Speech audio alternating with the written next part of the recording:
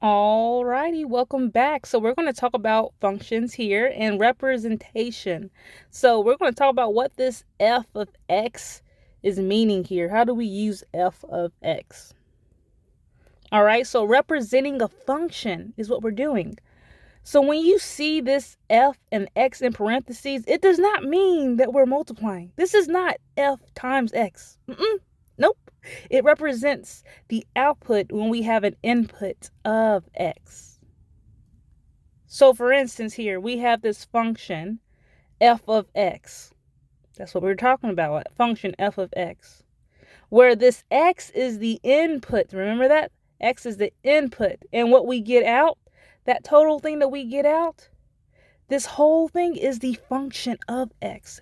A function when we're using x. Okay? All right, so look here.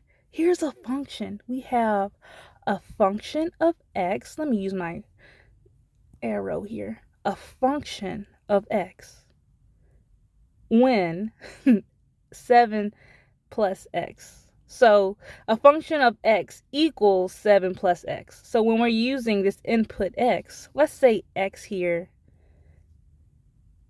equals 2. Okay, so a function of x, okay, a function where x is 2 would equal 7 plus 2. Okay, and what is 7 plus 2? This function of 2 would be 9. So we have an input. We input that variable for 2. And we have a function where x is 2. 7 plus 2 is 9. What about this one? X equals 15. All right, so we're talking about a function where x is 15. So a function where 7 plus 15 will give us our output. Okay, so that function where x is 15 will equal what, y'all? 22.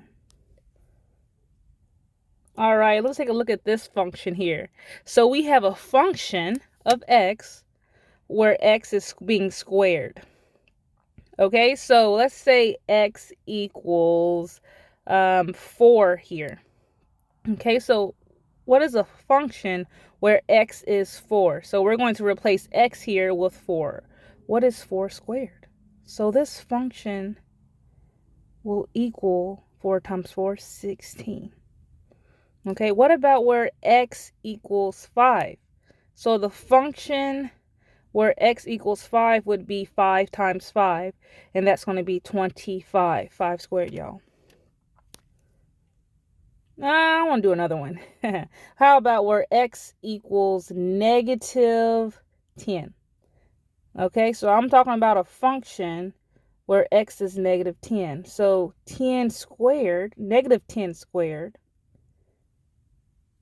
would equal 100. A negative times a negative is a positive, so we have a positive 100.